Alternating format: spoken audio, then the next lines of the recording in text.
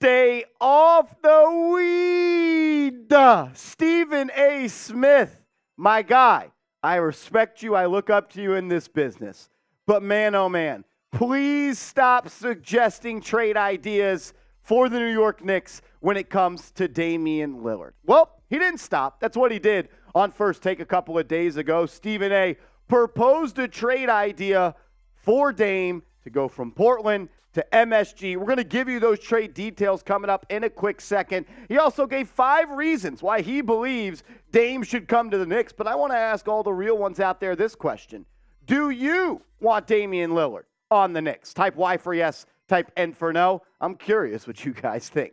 Coming up also around the corner, we're going to get to that trade idea. I'll tell you this much. I'm not doing the trade idea that Stephen A. Smith suggested. It involves too many good young players and too many draft picks. I sometimes wonder if Stephen A. really knows what he's talking about when it comes to the New York Knicks. Let's start with his first point. These are all the points that Stephen made. It sounds weird to say Stephen. I got to say Stephen A. Stephen A. made on First Take. His first point was the Knicks assets are better than the Miami Heat's assets. And that is true. And I think you could say that for almost every team in the NBA when it comes to the Knicks assets being better than another team's assets, except for the Utah Jazz, Brooklyn Nets, and the Oklahoma City Thunder. Those are the only 3 teams that I think could actually put together a better trade package for a superstar. The Knicks, they should not trade for Damian Lillard, but they do have better assets than the Heat. This is the reported Damian Lillard trade framework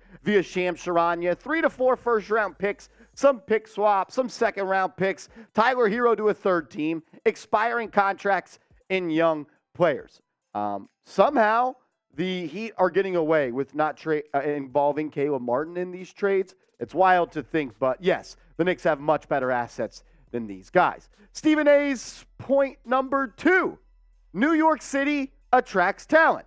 You could also say this about any player in the NBA, but what I would say is, has this been proven true over the past couple of years? Have the Knicks really been able to go and add talent to this team? Are players dying to come to New York City? Yes, Kevin Durant. Yes, Kyrie Irving came to New York City, but it was to play with the Brooklyn Nets. Jalen Brunson, he came to play in the city. Julius Randle came and played in the city, but both those guys took astronomical leaps once they became members of the New York Knicks. The Knicks haven't signed a big-time NBA free agent since Amari Stoudemire. I mean, they traded for Carmelo. He wanted to be here, but it's been quite some time. I think it's been proven that the New York Knicks have not been able to attract that much talent over the past couple of years. Point number 3 for Stephen A. is that Julius Randle will adjust. Once again, you could say this about any player that would be traded to the New York Knicks, but my question would be, can Randle actually handle being a third option? I'm not sure he can. I think he'd be a better third option than maybe an R.J. Barrett when it comes down to it. But I think it's also fair to say that Randle has a superstar game. Not saying he's a superstar, but he has a superstar game, which means that he needs the ball to be effective. And he doesn't really do the little things. I mean, he shot 34.5% on catch and shoot threes, which is solid. It's not great by any means. And for a guy that shoots over 8 threes a night, you would expect that number to be a little bit higher. Also, what do third stars on NBA teams do? They hover around the three-point line, and they spot up in the corner. Well, Julius Randle is a bottom 10 three-point shooter from the corner, knocking down less than 33% of his threes. He's also not a great defender. He's okay, not great, only 1.3 deflections per game, and he didn't take a charge all season long. So he doesn't do any of the little things that you would want a third player in a big three to do. So I don't know if Julius Randle will adjust. Maybe he'll see more single-team coverage, and he won't be double-teamed all the time in the playoffs, and he'll be able to get up easier looks. But I just don't know if he checks all the boxes that role players do when it comes to adjusting and playing next to 2 superstars. The fourth point, one that actually finally brought some validity to Stephen A's recruiting, trip, I guess you could say.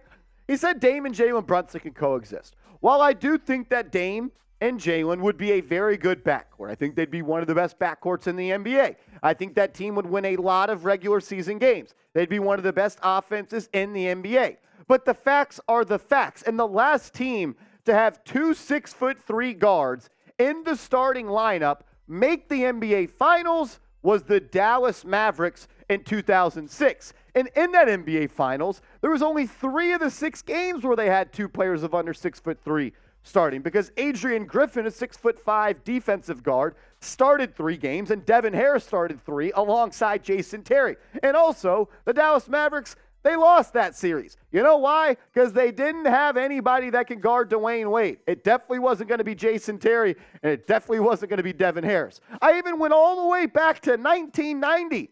There are no teams since 1990, and I stopped there because I got busy and I didn't think I was going to find anybody that had 2 guards of under 6'3" to win an NBA championship. I mean, if prime CJ McCollum and prime Damian Lillard couldn't get it done, why should I believe that a prime Jalen Brunson and a 33, 34-year-old Damian Lillard could hoist the Larry OB?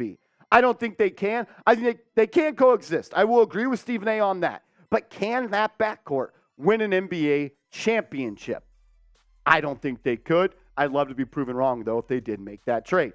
And then the last point, I think Stephen A. only had 4 points, but he had to get to 5, so he went with the most cliche point ever. MSG is the Mecca.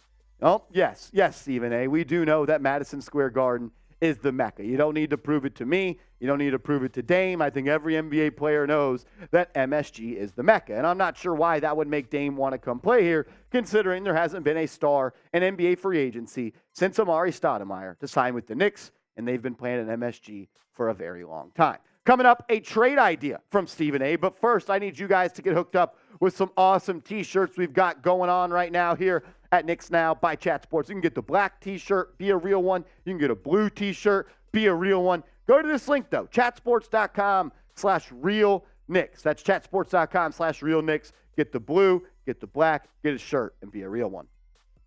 So the trade idea, here it is. Wow, it's not good. It's not good for the New York Knicks. The Trailblazers in this situation would be receiving R.J. Barrett, Quentin Grimes, and Immanuel Quickley. And then you give the salary fill of Evan Fournier, who cares? And 3 or 4 first-round picks. That's what Stephen A. Smith said. 3 or 4. So you're giving up a 22-year-old small forward in R.J. Barrett, who I'm not that high on, but he's a valuable trade chip. Then I think you're giving up the most valuable realistic trade chip in Quentin Grimes and the second most in Immanuel Quickley. You're giving up your 3 young players that are valued and going to be included in a trade for a superstar, as well as 3 or 4 of your 8 tradable first-round picks for a 33-year-old Damian Lillard? Man, oh man, Stephen A., I don't know if this is a good look for you, my man. Maybe the viewers agree. Maybe the real ones would do it. I'll ask them. Would you make this trade type A for accept, type D for decline? I'm going to be spamming D for decline from my burner account in the comment section. Let me know what you think.